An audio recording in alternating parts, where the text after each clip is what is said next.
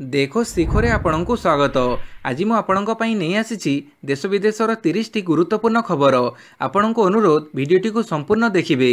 भल लगिले यहाकु लाइक और शेयर निश्चय करिवे। नंबर 1 मणिपुर रे प्रधानमंत्री मोदी कहिले मणिपुर साहस और वीरत्वर भूमि। 2023 मसीहा मणिपुर हिंसाकांड पर प्रथम करी मणिपुर गस्त करिसेंती प्रधानमंत्री नरेंद्र मोदी। एही अवसर में मणिपुर सांप्रदायिक हिंसार सर्वाधिक क्षतिग्रस्त चूड़ाचंद्रपुर जिले में 7300 कोटी टंकार प्रकल्प उद्घाटन करिसेंती मोदी। एही अवसर में मोदी एक जनसभा को संबोधन करी कहिसेंती जे मणिपुर साहस और वीरत्वर भूमि। मु मणिपुर लोकमानकर उत्साह को सलाम करुछि। प्रबल वर्षा सत्वे आपण माने एठाको आसीथिबारु धन्यवाद जणाउछि। नंबर 2 आइजल रु नुआदिल्ली को गड़िला प्रथम ट्रेन। स्वाधीनतार 78 वर्ष पर प्रथम थर पर जंगल एवं उच्च पर्वतमालार राज्य मिजोरम रे ट्रेन चलाचल करने जाउछि। एठारे प्रधानमंत्री नरेंद्र मोदी बैराबी सागरंग रेल लाइन उद्घाटन करिसेंती। लोकंक मतरे एही रेल लाइन एठाकार लोकंक स्वप्न को दिल्ली एवं देशर अन्य अंश सहित जोड़िबो। सूचना अनुसार एही नूतन रेल लाइन सहित सिलचर रु आइजल पर्यंत सड़क यात्रा जहाँ वर्तमान 7 रु 10 घंटा समय नहीं थाए एबे ट्रेन रे यात्रा करने 3 घंटा समय लागिबो। दिल्ली एवं सागरंग मध्य चलुवा राजधानी एक्सप्रेस 18टी स्टपेज रहिबो। एही ट्रेन यात्रा करने 18 रु 20 घंटा समय लागिबो। नंबर 3 17 रे सारा राज्य रे लागिबो 75 लाख चारा। परिवेश सुरक्षा करने लगाजिबो चारा। आसंता 17 तारिख रे सारा राज्य रे 75 लाख चारा रोपण कराजिबो। मुख्यमंत्री मोहन चरण माझी को आह्वान क्रमे सारा राज्य रे गोटे दिन रे रेकर्ड संख्यक 75 लाख चारा लागिबो। एही अभियान को सफल करने सह प्रकृतिर सुरक्षा लगी लोकंकु प्रवर्तैबा पई जंगल परिवेश और जलवायु परिवर्तन विभाग अतिरिक्त मुख्य सचिव सत्यव्रत साहू अभिनव प्रयास करिसेंती। से उत्कल संगीत महाविद्यालय रे निकटरे लोकार्पण होइतिबा स्टूडियो रे गाइछंती माँ पई गछटिए संगीत। श्री साहू स्टूडियो गस्त करिबा पूर्वक माँ पई गछटिए गीत गान करिसेंती। नंबर 4 नुआपड़ा उपनिर्वाचन पई सरकारी स्तर रे प्रक्रिया आरंभ। नुआपड़ा विधानसभा निर्वाचन मंडली पई उपनिर्वाचन हेबो। एथिपाई राज्य मुख्य निर्वाचन अधिकारी तरफरु विज्ञप्ति प्रकाश पाइछि। एही विज्ञप्ति अनुसार नुआपड़ा आसन रे उपनिर्वाचन पई प्रस्तुति मध्य आरंभ होई जाइछि। मुख्य निर्वाचन अधिकारी पक्षरु आरंभ होइथिबा प्रस्तुति रे कह जाइछि जे चलित सेप्टेम्बर 15 सुधा चिठा भोटर तालिका प्रकाश कराजिबो। भोटर माने 15 तारिख सुधा दाबी और आपत्ति करि परिबे। सेहीपरि आसंता अक्टोबर 9 तारिख रे चूड़ांत भोटर तालिका प्रकाश पाइबो। नंबर 5 27 रे आसुछंती प्रधानमंत्री। आसंता 27 रे प्रधानमंत्री नरेंद्र मोदी ओडिशा आसिबार संभावना रहिछि। ब्रह्मपुर सरकारी कार्यक्रम रे प्रधानमंत्री जोगदेवा कार्यक्रम रहिछि। भुवनेश्वर विमानबंदर रे प्रधानमंत्री ओह्लैबा परे सेठारु सीधासळख ब्रह्मपुर जीवे बोली पुलिस सूत्ररु जणा पड़िछि। प्रधानमंत्री गस्त को नहीं सरकारी और दलीय सूत्ररु स्पष्ट करा जाई नाही। नंबर 6 छोट सहर रे आईटी पार्क। ओडिशा सूचना प्रजुक्ति नीति 2025 जारी। राज्य में सूचना प्रजुक्ति क्षेत्र में बड़ परिवर्तन आनिबा लक्ष्य रे राज्य सरकार आईटी पॉलिसी 2025 जारी करिसेंती। यह जरिया भुवनेश्वर समेत राज्यर प्रमुख सहर गुड़ी को आईटी हब रे परिणत करिबा पई सरकार लक्ष्य रखिछंती। 2022 मसीह प्रचलित आईटी नीति रे सरकार व्यापक परिवर्तन करिबा सहित निवेशकों पई प्रोत्साहन राशि वृद्धि करिसेंती। यह माध्यम रे आईटी पार्क प्रतिष्ठा पई 20 कोटी टंका पर्यंत निवेश उपरे 30% पुंजी रियाती प्रदान कराजिबो। सूचना अनुसार ओडिशा आईटी नीति 2025 आगामी 5 वर्ष पई बलवत्तर रहिबो। एबे मुख्यतः भुवनेश्वर आईटी कंपनी कार्यालय खोलुथिबो बेले राज्यर अन्य सहर रे पुंजीनिवेश हेबो। नंबर 7 दरमा मिलिलानी आम बस कर्मचारी आंदोलन। 42 दिन हेब दरमा मिली नथिबारु आंदोलन को ओह्लैले आम बस कर्मचारी। ठीक समय दरमा न मिलिबारु प्रतिवाद करिबा सह स्टेरिंग छाड़ आंदोलन करिसेंती आम बसर ड्राइवर। भुवनेश्वर पोखरीपुर डिपोरे आंदोलन कारणरू पाखापाखि 43टी बंद पड़िथिबारु यात्री माने आज हंतसंत होइछंती।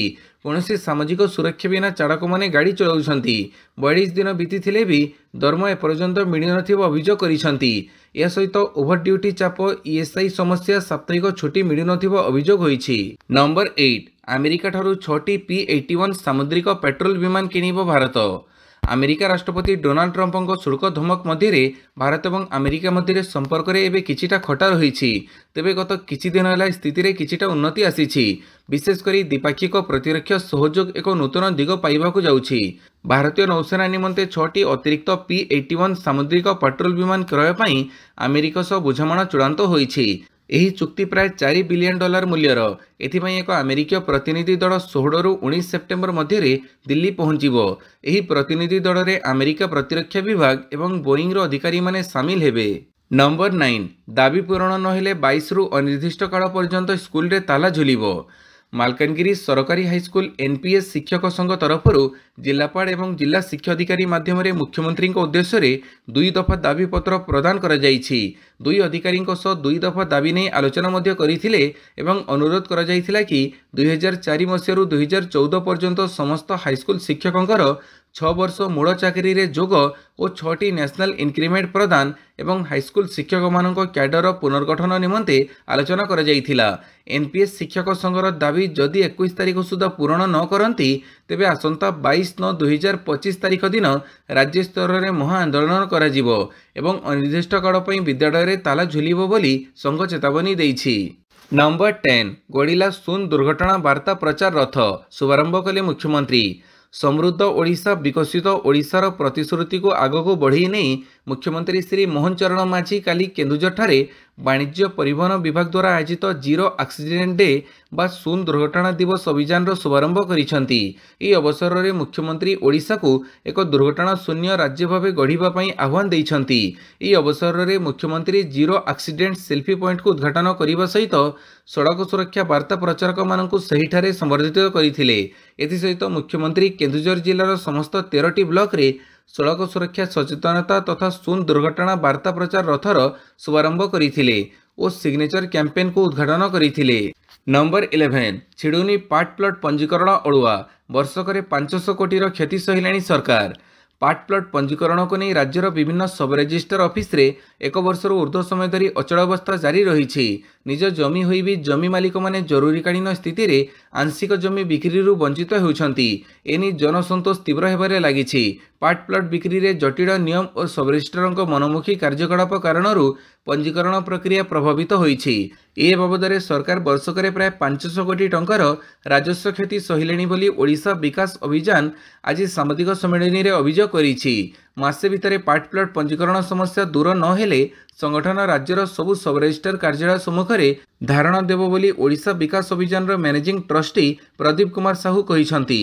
ନମ୍ବର 12 ସୋମବାର ୱାକଫ ଆଇନ ଉପରେ ନିଷ୍ପତ୍ତି ଶୁଣାଇବେ ସୁପ୍ରିମକୋର୍ଟ। ସୁପ୍ରିମକୋର୍ଟ ସୋମବାର ଦିନ ୱାକଫ ସଂଶୋଧନ ଆଇନ 2025ର ବୈଧତାକୁ ଚ୍ୟାଲେଞ୍ଜ କରୁଥିବା କେତେକ ଆବେଦନ ଉପରେ ଏକ ଅନ୍ତରୀଣ ରାୟ ଶୁଣାଇବେ। ମୁଖ୍ୟ ବିଚାରପତି BR ଗବୈଙ୍କ ଅଧ୍ୟକ୍ଷତାରେ ଗଠିତ ଏକ ସୁପ୍ରିମକୋର୍ଟ ଖଣ୍ଡପୀଠ ଏହି ଆଇନର କେତେକ ବ୍ୟବସ୍ଥାକୁ ସ୍ଥଗିତ କରାଯିବ କି ନା ସେ ସମ୍ପର୍କରେ ରାୟ ଶୁଣାଇବେ। ୱାକଫ ସଂଶୋଧନ ଆଇନ ଉପରେ ଅନ୍ତରୀଣ ସ୍ଥଗିତ ରଖାଯିବା ପ୍ରସଙ୍ଗରେ 3 ଦିନର ବିତର୍କ ସମାପ୍ତ କରିବା ପରେ ସୁପ୍ରିମକୋର୍ଟ ମେ 22ରେ ତାଙ୍କର ରାୟ ସଂରକ୍ଷିତ ରଖିଥିଲେ। ଆବେଦନକାରୀମାନେ ଏହି ଆଇନକୁ ମୁସଲମାନମାନଙ୍କ ଧାର୍ମିକ ସ୍ୱାଧୀନତାର ଅଧିକାର ବିରୁଦ୍ଧରେ ଏବଂ ପକ୍ଷପାତପୂର୍ଣ୍ଣ ବୋଲି କହି ଏକ ଅନ୍ତରୀଣ ସ୍ଥଗିତ ରଖାଯିବା ପାଇଁ ଆବେଦନ କରିଥିଲେ। ନମ୍ବର 13 ନୂଆ ରୂପ ପାଇବ କୁଆଖାଇ ବିସ୍ତୃତ ତଟବର୍ତ୍ତୀ ଅଞ୍ଚଳର ହେବ ବିକାଶ। ବହୁ ପ୍ରତୀକ୍ଷାର ଘଟିଛି ଅନ୍ତ। ନୂଆ ରୂପ ପାଇବାକୁ ଯାଉଛି ଐତିହାସିକ କୁଆଖାଇ ନଦୀ। ମହାନଦୀ ନଦୀତଟ ବିକାଶ ଯୋଜନାରେ କୁଆଖାଇକୁ ପର୍ଯ୍ୟଟନର ପ୍ରାଣକେନ୍ଦ୍ର କରିବାକୁ ନୀଳ ନକ୍ସା ଆଙ୍କିଛନ୍ତି ସରକାର। କୁଆଖାଇ ନଦୀର ଦୁଇ ପାର୍ଶ୍ୱରେ ଥିବା ବିସ୍ତୃତ ତଟବର୍ତ୍ତୀ ଅଞ୍ଚଳ ସହ ଅନ୍ୟାନ୍ୟ ବିକାଶମୂଳକ କାମକୁ ହାତକୁ ନେଇଛନ୍ତି ରାଜ୍ୟ ସରକାର। ଯେଉଁମାନେ ବି ରାଜଧାନୀ ବୁଲି ଆସିବେ କୁଆଖାଇ ନଦୀପଟ ନ ବୁଲିଲେ ବୁଲା ଅଧୁରା ରହିଯିବ। ଏଭଳି ଢଙ୍ଗରେ ବିକାଶ କରିବାକୁ ଲକ୍ଷ୍ୟ ରଖିଛନ୍ତି ସରକାର। ଏଥିପାଇଁ 80 କୋଟି ଟଙ୍କାର ମାଷ୍ଟର ପ୍ଲାନ ପ୍ରସ୍ତୁତ କରାଯାଇଛି, ଯେଉଁଥିରେ କୁଆଖାଇ ସହ କୁଶଭଦ୍ରା ନଦୀ ବିକାଶର ବ୍ୟୟ ଅନ୍ତର୍ଭୁକ୍ତ ରହିଛି। ଜଳସମ୍ପଦ ବିଭାଗ ଦ୍ୱାରା ରାଜ୍ୟ ସରକାରଙ୍କ ନିଜସ୍ୱ ପାଣ୍ଠିରୁ ଏହି ଅର୍ଥ ଖର୍ଚ୍ଚ ହେବ। ନମ୍ବର 14 ହମାସ ମୁକ୍ତ ପାଲେଷ୍ଟାଇନ ଗଠନ ପାଇଁ ଜାତିସଂଘରେ ପ୍ରସ୍ତାବ ଗୃହୀତ। ଦୀର୍ଘ 2 ବର୍ଷର ଯୁଦ୍ଧ ପରେ ଶେଷରେ ଇସ୍ରାଏଲ ଓ ପାଲେଷ୍ଟାଇନ ପାଇଁ ସମାଧାନର ରାସ୍ତା ଉଜ୍ଜଳ ହୋଇଛି। ଜାତିସଂଘ ସାଧାରଣ ପରିଷଦ ଶୁକ୍ରବାର ଦିନ ନ୍ୟୁୟର୍କ ଘୋଷଣାନାମାକୁ ସମର୍ଥନ କରିଛି, ଯେଉଁଥିରେ ସ୍ୱତନ୍ତ୍ର ଇସ୍ରାଏଲ ଏବଂ ପାଲେଷ୍ଟାଇନ ରାଷ୍ଟ୍ର ଗଠନ ଏବଂ ଗାଜାକୁ ହମାସ ମୁକ୍ତ କରିବାକୁ ପ୍ରସ୍ତାବ ରହିଛି। ଏହି ପ୍ରସ୍ତାବକୁ ଭାରତ ସମେତ 142ଟି ଦେଶ ସମର୍ଥନ କରିଛନ୍ତି। ଏହା ବିରୋଧରେ 10ଟି ଭୋଟ ପଡ଼ିଛି, ଯେଉଁଥିରେ ଇସ୍ରାଏଲ ଏବଂ ଆମେରିକାର ପ୍ରମୁଖ ସହଯୋଗୀ ଦେଶ ଅଛନ୍ତି। 12ଟି ଦେଶ ଭୋଟଦାନରୁ ବିରତ ରହିଛନ୍ତି। ନମ୍ବର 15 ଆପଣଙ୍କ ରାଜଧର୍ମ କୁଆଡ଼େ ଗଲା? ପ୍ରଧାନମନ୍ତ୍ରୀଙ୍କୁ ଖଡ଼ଗେଙ୍କ ପ୍ରଶ୍ନ। ପ୍ରଧାନମନ୍ତ୍ରୀ ନରେନ୍ଦ୍ର ମୋଦିଙ୍କ ମଣିପୁର ଗସ୍ତ ରାଜ୍ୟ ସହିତ ସମଗ୍ର ଦେଶର ରାଜନୀତିକୁ ଉଷ୍ମ କରିଛି। କଂଗ୍ରେସ ଅଧ୍ୟକ୍ଷ ମଲ୍ଲିକାର୍ଜୁନ ଖଡ଼ଗେ ପ୍ରଧାନମନ୍ତ୍ରୀଙ୍କୁ ଏନେଇ କଡ଼ା ସମାଲୋଚନା କରିଛନ୍ତି। ସେ ଏହାକୁ ପିଟ୍ ଷ୍ଟପ୍ ବୋଲି କହିଛନ୍ତି। ସେ କହିଛନ୍ତି ଯେ ଏହି 3 ଘଣ୍ଟାର ଗସ୍ତ ସମବେଦନା ପ୍ରକାଶ କରିବା ପରିବର୍ତ୍ତେ पीड़ित लोकंक क्षत उपरे लुण बोड़िब भड़ी खड़गे प्रधानमंत्री मोदी को पचारिछंती आपणकर राजधर्म कुआड़े गला। से अभियोग करिछंती जे इम्फाल एवं चुराचंदपुर रे प्रधानमंत्री रोड शो रिलीफ शिविर रे रहुतबा लोकंक कथा सुनिबा एड़ीबार एक योजना थिला। नंबर 16 मोदी और तांको मां को एआई वीडियो पर दिल्ली पुलिस रो कड़ा एक्शन।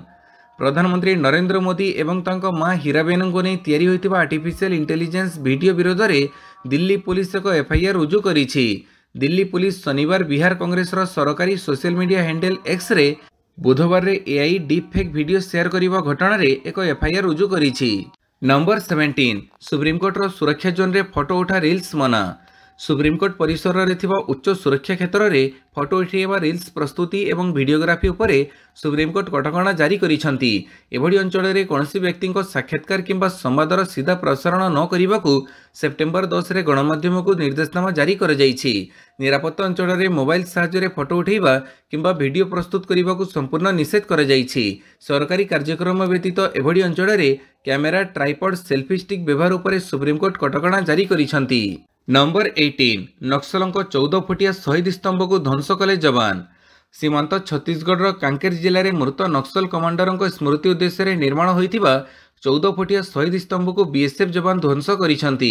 लगातार ऑपरेशन जारी रहितिबा बेले जंगल में नक्सलों डंप उद्धार करने सह सेमानक द्वारा निर्माण होइतिबा समस्त शहीद स्तंभ को ध्वंस करि चलिसंती।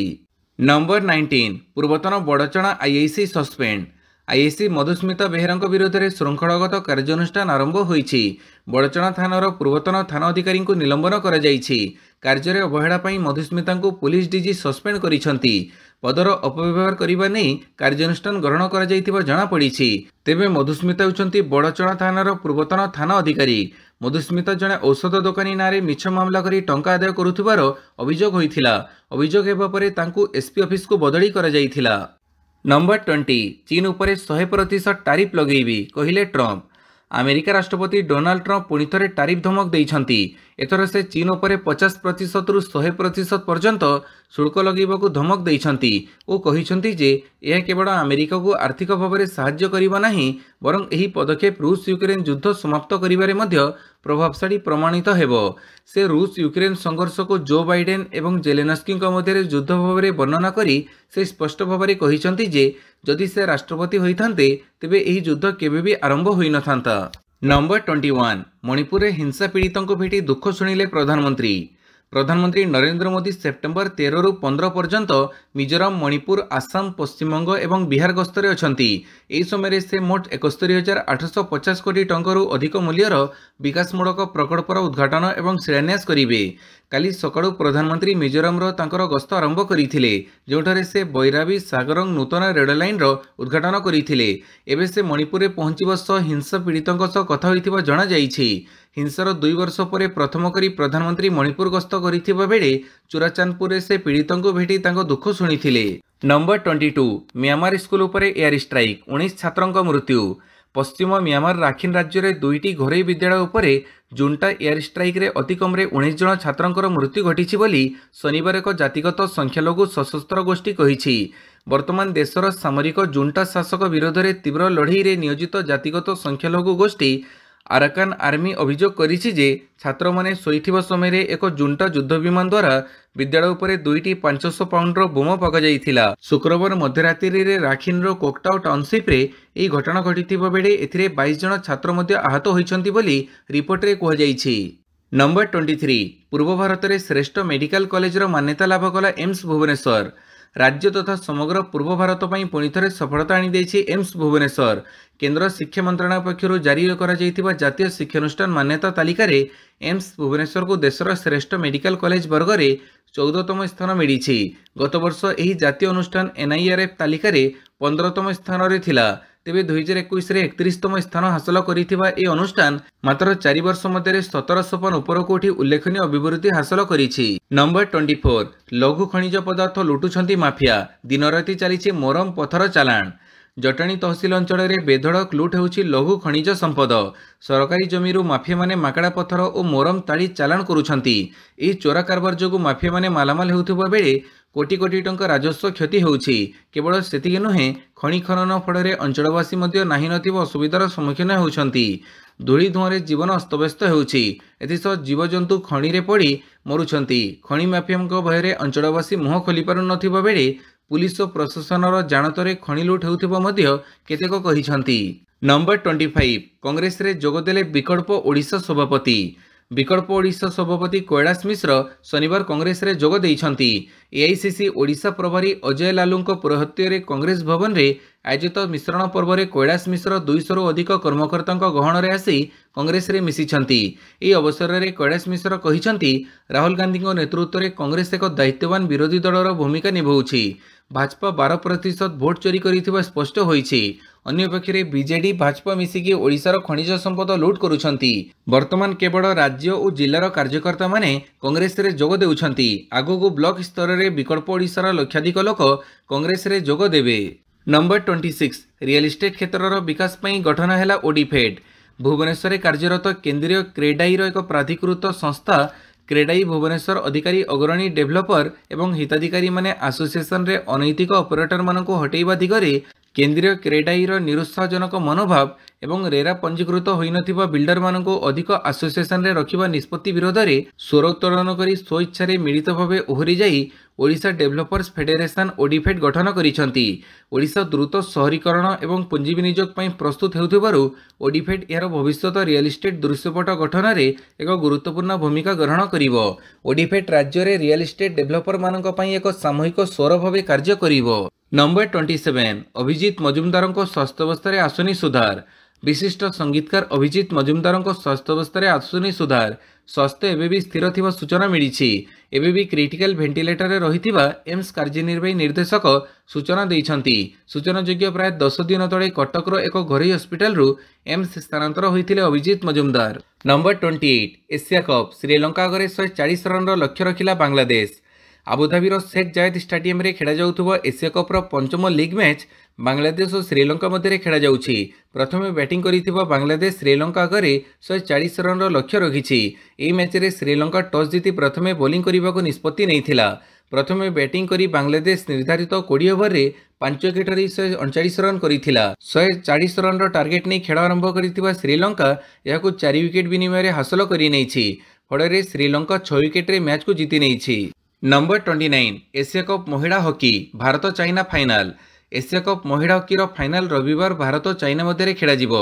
टूर्नामेंट सुपर 4 पर्यायर शनिवार भारत जापान मध्य अनुष्ठित प्रथम मैच 1-1 रे ड्र रहिथिला। भारतर फाइनाल रे प्रवेश चाइना कोरिया मैच फलाफल उपर निर्भर करुथिला। सौभाग्यवशतः एही मैच रे चाइना 1-0 गोल रे कोरिया को हरई देइथिला। नंबर 30 डेविस कप स्विट्जरलैंड को हरैला भारत। स्विट्जरलैंड विपक्ष डेविस कप विश्व ग्रुप 1 योग्यता पर्याय टेनिस प्रतियोगिता रे भारत जबरदस्त विजय पाइछि। सुमित नगल निजर उभय मैच जीति भारत को 3-1 रे विजय देइछंती। शुक्रवार डेविस कप पदार्पण रे 25 वर्षीय दक्षिणेश्वर सुरेश एवं सुमित नगल निज निज एकक मैच जीतिथिले। शनिवार किंतु जुगड़ मुकाबिला रे एन श्रीराम बालाजी और ऋतिक चौधरी बोलीपली को 7-6 4-6 5-7 रे जैकब पॉल और डोमिनिक स्टिकरंक ठारू हारी जाइथिले। भिडियोटी को संपूर्ण देखिथिबारु बहुत बहुत धन्यवाद।